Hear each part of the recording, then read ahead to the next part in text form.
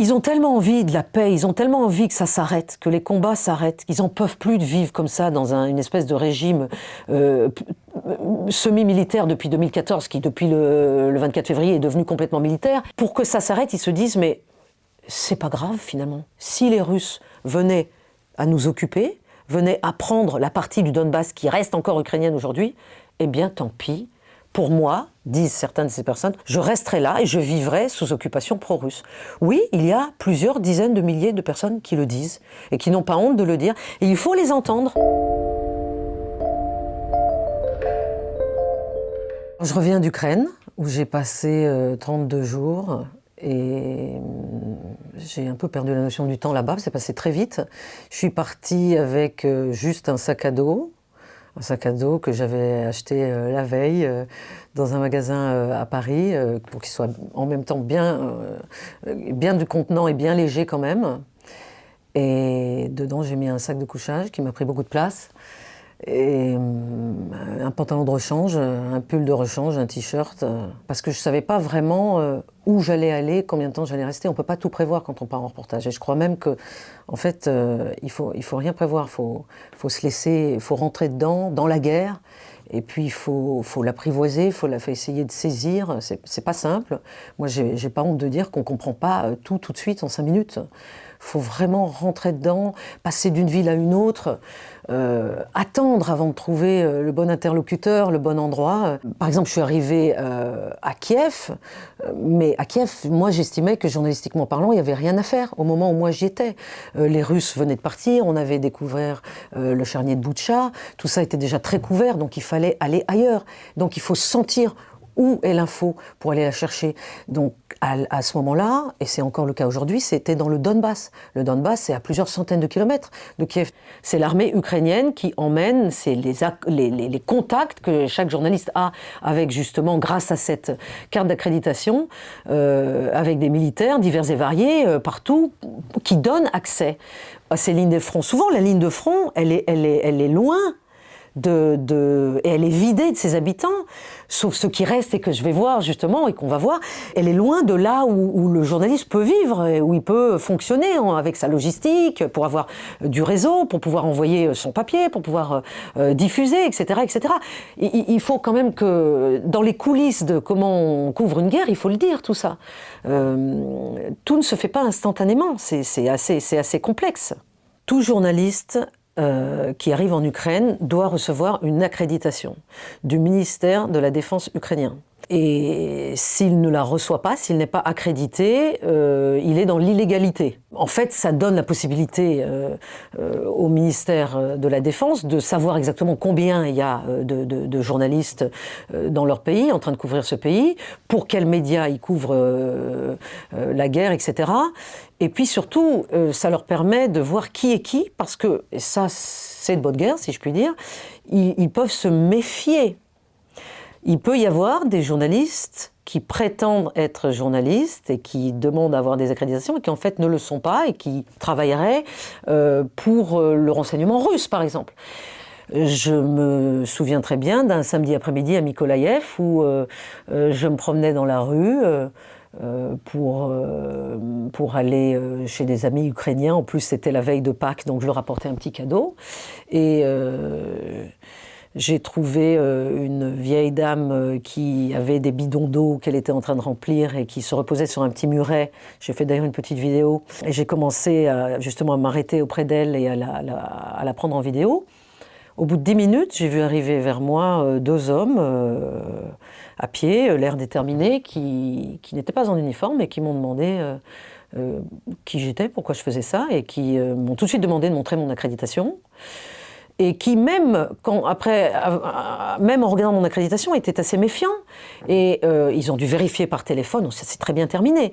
Mais si vous voulez, il y a une méfiance, parce qu'on est en temps de guerre, et qu'il y a cette possibilité. Ils m'ont expliqué, ce sont eux qui m'ont expliqué qu'effectivement, même malgré, en dépit de mon accréditation, je pourrais être, selon eux, quelqu'un qui ne travaille pas véritablement pour un média, et qui en fait donne des informations aux Russes. Bon, donc il y a une énorme méfiance. Et il y a même il y a eu quelques problèmes au début de la guerre avec plutôt des journalistes de télévision qui doivent être très rapidement sur le terrain quand il y a eu après un bombardement, ou des photographes qui peuvent filmer ou photographier quelque chose et tout de suite le mettre en ligne, ce qui déplaît énormément aux autorités ukrainiennes parce qu'ils ont l'impression que ça aide les Russes, les militaires russes, puisque ça donne immédiatement une réponse concrète sur combien il y a de morts, etc., etc., alors qu'ils ne le souhaitent pas. Donc ça, c'est la première fois à ce point-là que c'est réel, à ce point dans une guerre. Et donc du coup, les autorités ukrainiennes ont voté une loi selon laquelle tout journaliste accrédité doit normalement attendre 3 heures avant si je me souviens bien, 3 heures avant de publier une information sur des pertes humaines civiles et 12 heures si ce sont des pertes militaires. Et sinon, on peut vous priver de votre accréditation et vous empêcher de rentrer dans le pays. Moi, je suis seule, je travaille seule. J'ai pas de fixeur, j'ai pas de traducteur. Donc, en même temps, il y a des côtés positifs, c'est-à-dire que je suis libre, je suis très flexible, très souple, c'est moi qui décide de tout. Et en même temps, évidemment, c'est dur parce que justement, il faut tout faire.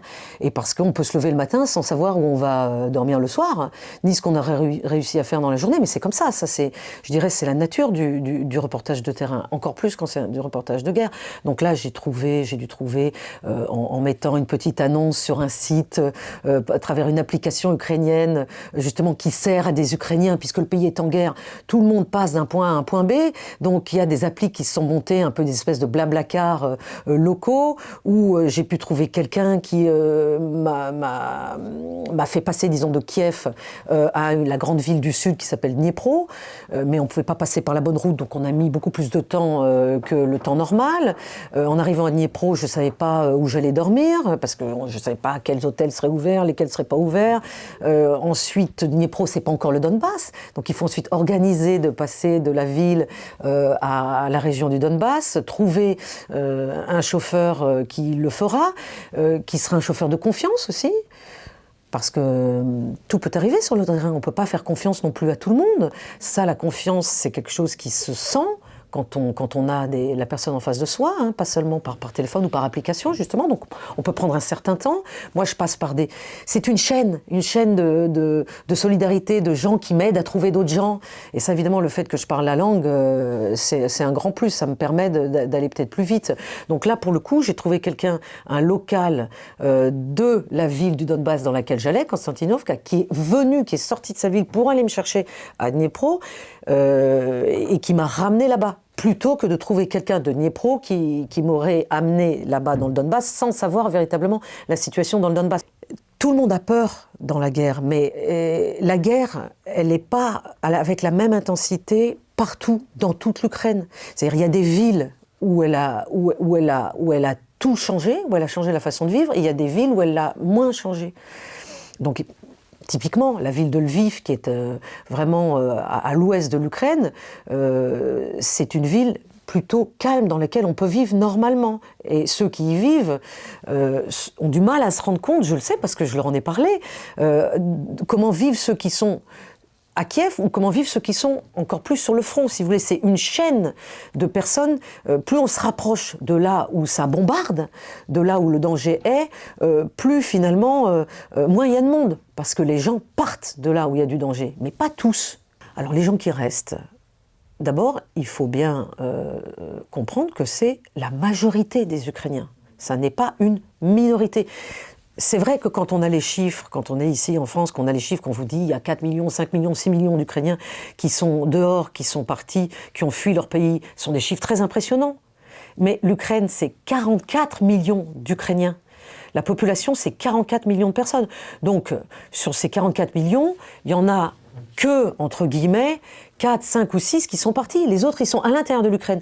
Alors d'abord, il y a ce qu'on appelle les déplacés internes, ceux qui ont changé de ville, Et ça, il y en a beaucoup. Parce que de toute façon, moi, dans toutes les guerres que j'ai faites, que ce soit la Tchétchénie, l'Irak, la Syrie, l'Afghanistan, la première chose qui frappe, c'est comment ça bouge à l'intérieur même du pays. Les gens se mettent immédiatement à partir, à se mettre au vert, à aller à la campagne s'ils ont une maison à la campagne, à aller chez les grands-parents si c'est possible, à aller chez les amis de la mère, du père, etc. Donc ça bouge énormément à l'intérieur de l'Ukraine. Donc là, on a vu vraiment un mouvement massif vers l'ouest du pays, le moins dangereux, bien sûr. Et puis après, il y a des gens qui reviennent. Par exemple, à Kiev, depuis que Kiev a été libéré des troupes russes, il y a énormément de gens qui sont revenus vivre à Kiev, mais qui peuvent repartir s'il y a de nouveau du danger sur Kiev. Donc dans le Donbass, où j'ai passé pour le point plus de 15 jours, eh bien, il y a énormément de gens qui sont restés. Ils sont restés pourquoi ? Parce qu'ils n'ont nulle part où aller. Parce que tout le monde n'a pas la possibilité de partir. Pour partir, il faut avoir des contacts ailleurs, des possibilités de partir. Et puis, il faut aussi, pour ceux qui partent le plus facilement, avoir des moyens financiers. Alors, ceux qui restent sont ceux qui n'ont pas tout ça. Et puis, sont ceux qui n'ont pas également envie de partir, parce qu'il ne faut pas oublier cela. Et ceux qui n'ont pas envie de partir, ça ne veut pas dire forcément qu'ils sont pro-russes et qu'ils ont envie de vivre sous occupation russe. C'est plus compliqué que ça. Ça veut dire qu'ils veulent rester chez eux. Et je crois qu'il faut les comprendre. Ce sont des personnes qui ont vécu toute leur vie au même endroit et qui ne peuvent pas tout abandonner, parce que tout abandonner, ça veut dire qu'on peut revenir, ou ne jamais revenir, mais ou revenir chez soi et tout perdre. C'est-à-dire, il y a des maraudeurs, il y a des gens qui vont venir dans la guerre. Toutes les guerres que j'ai couvertes, c'est la même chose. Il y a des profiteurs de guerre. Donc, il faut faire très attention. Quand on part, on peut très bien ne plus jamais retrouver son appartement, sa maison, dans l'état dans lequel on l'a laissé. Donc, c'est difficile de partir. Puis, il y a ceux qui ne peuvent pas partir parce qu'ils ont un papa, une maman qui sont invalides, qui ne sont pas en état de partir. Donc ça fait quand même beaucoup de raisons. Et ce sont ces gens-là à qui j'ai envie d'aller poser des questions pour comprendre leur vie, pour comprendre les nuances de leur rapport à leur terre, de leur rapport à leur président Zelensky, de leur rapport aux grands voisins russes qui les a envahis. Il faut prendre du temps pour parler de ces choses qui font mal. C'est pas simplement des missiles qui tombent, des roquettes qui tombent et une propagande des deux côtés, une propagande de guerre du côté ukrainien et une propagande de guerre du côté russe. Moi, ce que j'aime faire dans la guerre et dans ma couverture de la guerre à l'écrit, parce que c'est vraiment possible de le faire à mon avis qu'à l'écrit, c'est justement d'aller dans les nuances de l'humain qui aident à mon lecteur, puisque j'écris pour les lecteurs du Point, en me lisant, à se représenter ce que sont justement ces choix difficiles, à se représenter ce que ça veut dire vivre dans un pays en guerre, qui est en même temps sous le choc et en même temps continue à vivre. Le terrain, pour moi, c'est exceptionnel parce que justement, c'est toujours aller derrière les apparences. Toujours, toujours, toujours. Et moi, je suis désolée de le dire, mais les apparences, nulle part, même en France, ne me satisfont pas. Et c'est une déformation professionnelle. Et ce qui m'intéresse dans le terrain, c'est que je sais que je vais trouver quelque chose qui sera derrière ce qu'on me dit. Et évidemment, en Ukraine, comme c'est la guerre, il y a bien évidemment, et il n'y a pas qu'en Ukraine, s'il y avait la guerre en France, ça serait la même chose. Il y a une propagande militaire.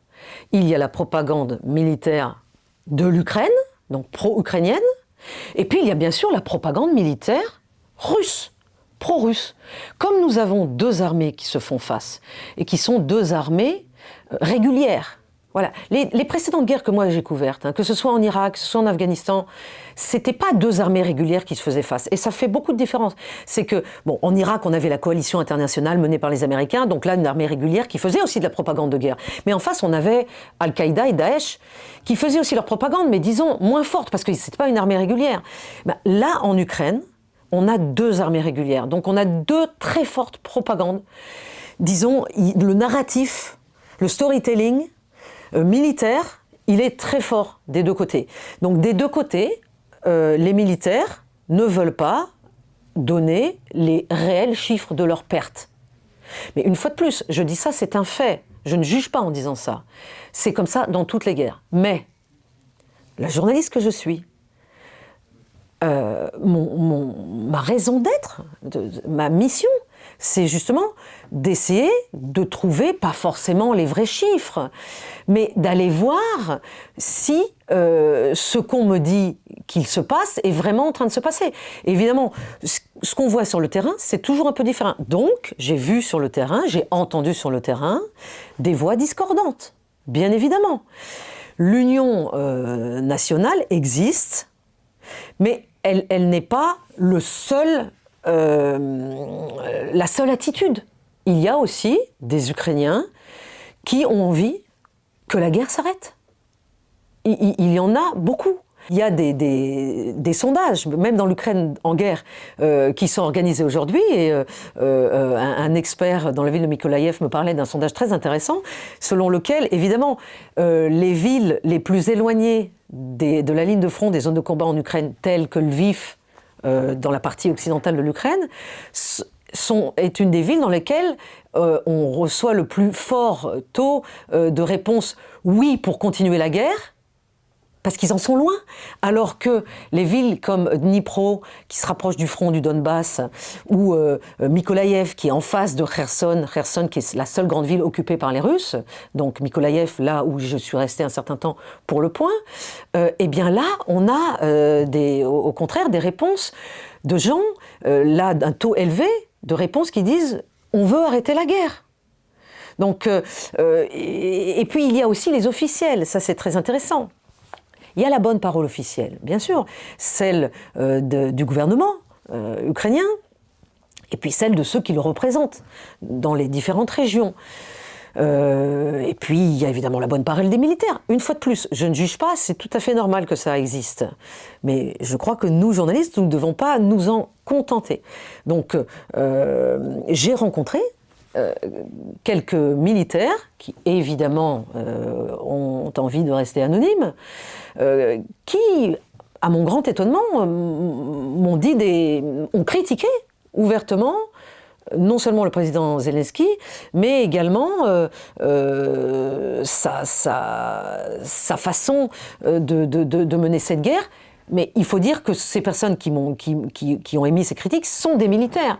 Et en temps de guerre, ce sont les militaires qui finalement dominent le pays, prennent le contrôle du pays. Donc les militaires qui m'ont dit ça sont des gens qui aimeraient avoir peut-être encore davantage de contrôle, bien sûr. Alors que dans la guerre d'aujourd'hui, ce qui est très intéressant, c'est qu'on a justement un gouvernement ukrainien, civil, un président qui est mondialement connu et qui est capable justement de rallier à sa cause énormément de leaders occidentaux. Ça, c'est du jamais vu. Personne n'a jamais vu ça nulle part. De toute façon, cette guerre, c'est du jamais vu à de nombreuses raisons. L'Ukraine aujourd'hui, c'est le showroom des armements occidentaux. Et ça, on s'en rend compte quand on va sur le terrain et quand on entend les militaires français, occidentaux, américains. J'écoute beaucoup d'experts, de podcasts, dont je sens qu'effectivement, le fait que cette guerre ait lieu permet de pouvoir se rendre compte de l'efficacité des armements. Or, en temps normal, si je puis dire, c'est-à-dire en temps de paix, tous nos militaires ne peuvent pas savoir si ce qu'ils conçoivent comme armement et comme stratégie militaire fonctionne. Donc dès qu'il y a une guerre, finalement, ça devient un endroit extrêmement intéressant où l'on peut assister in vivo, en direct, à l'efficacité des stratégies diverses et variées. Et ça, une fois de plus, bon, la journaliste que je suis le comprend, mais en allant sur le terrain, on se rend compte que ceux qui souffrent de tout cela, c'est bien sûr les populations civiles qui, elles, sont sous les bombes. Et c'est ce qu'on voit depuis le début de cette guerre. Moi, je l'ai vu à mes tout débuts de correspondante de guerre en Tchétchénie. Et je vous rappelle qu'en Tchétchénie, c'était également les Russes qui faisaient cette guerre et qui pilonnaient, comme ils le font en Ukraine aujourd'hui, par des avions bombardiers, des hélicoptères, mais également avec de l'artillerie lourde et, disons, sans nuance. Donc ça, moi, je l'ai vu de mes yeux. C'est-à-dire, le résultat de ce qu'on a vu à Boutcha, en Ukraine, moi, je l'ai vu, et de ce qu'on est en train de voir à Mariupol, puisque c'est encore en train de se passer en ce moment. Mariupol, c'est pas encore terminé ce qui s'y passe. Moi, je l'ai vu de mes propres yeux en Tchétchénie, puisque la Tchétchénie, c'était et c'est encore aujourd'hui une région de l'immense fédération de Russie. C'est en gros grand comme la région Rhône-Alpes, donc c'est petit. Ça n'a rien à voir avec l'immensité de l'Ukraine. Et donc du coup, moi, quand j'étais sous les bombes russes en Tchétchénie, c'était comme si je voyais. Comme si toute la Tchétchénie s'était transformée en un Mariupol ukrainien, vous voyez ? Donc c'était ça à l'époque. Donc rien n'a changé dans la façon de mener la guerre de l'armée russe. Et d'ailleurs, c'est le même président qui est au pouvoir.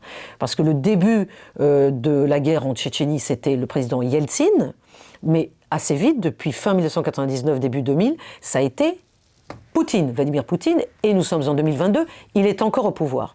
Donc finalement, il n'y a pas de raison qu'il ait changé. Si le 24 février 2022, Vladimir Poutine a envahi l'Ukraine, ça n'est pas uniquement... ça venait pas de lui arriver dans la tête.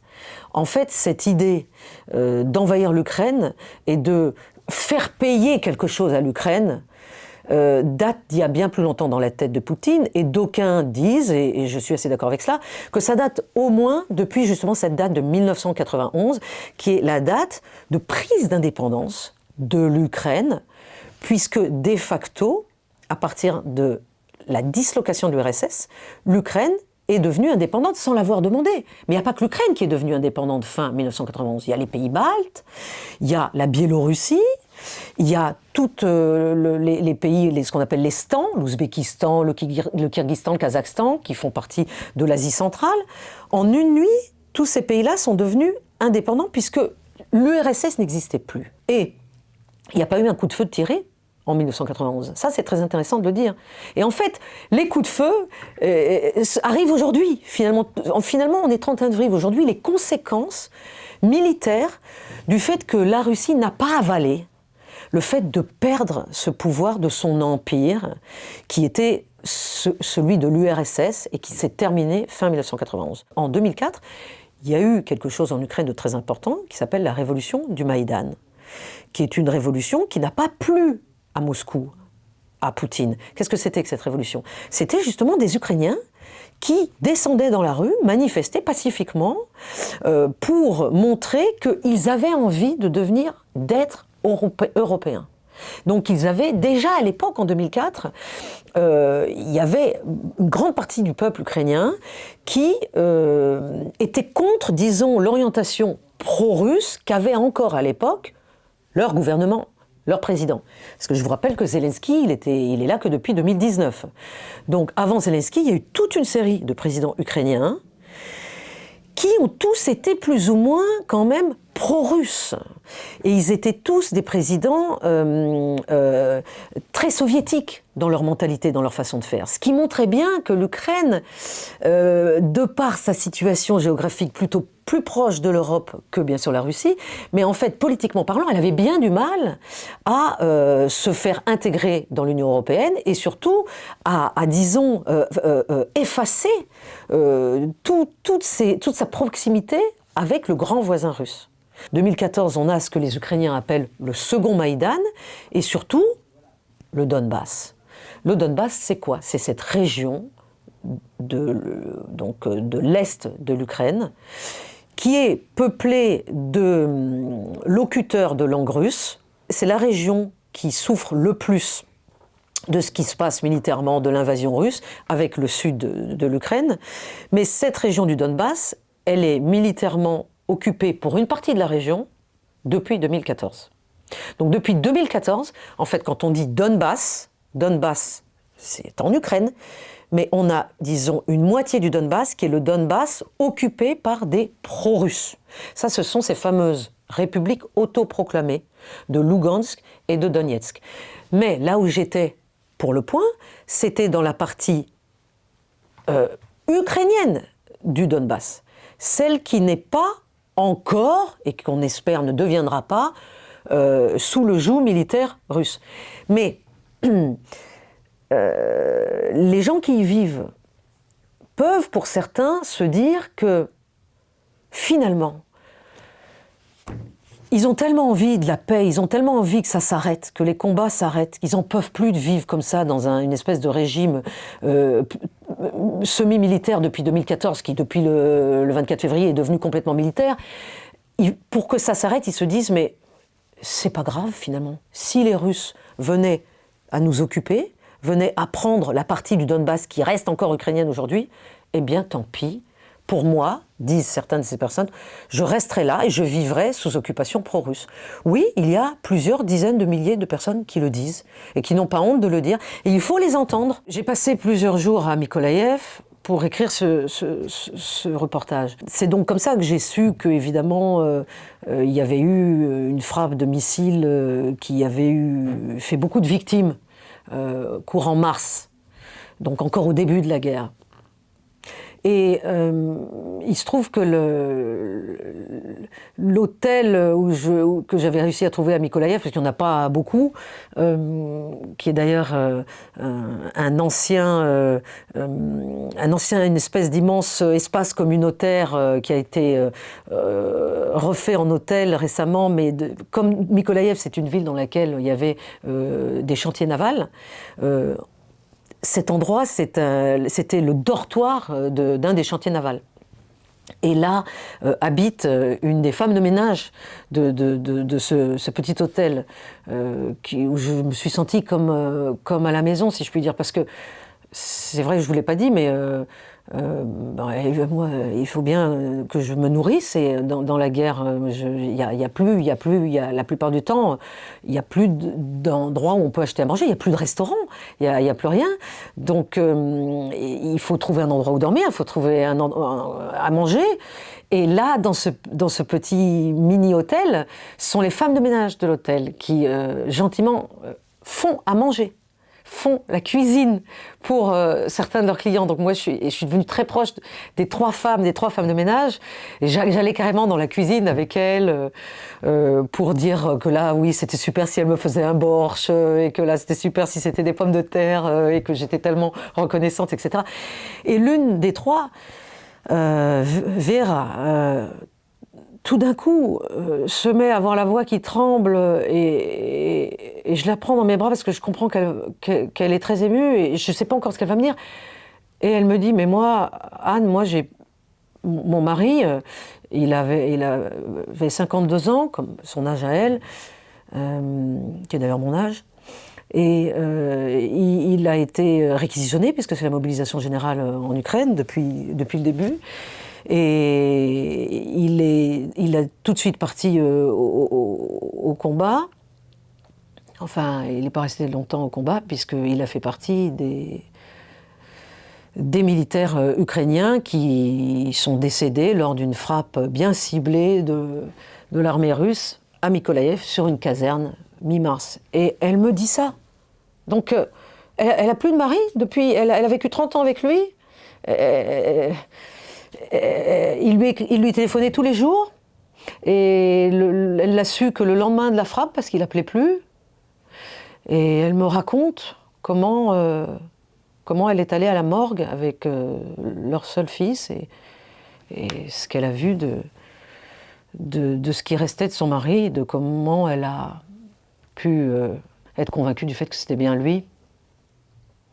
Donc ça, vous voyez, c'est une dame qui me fait à manger et qui continue à vivre et qui sourit et c'est une leçon de vie extraordinaire.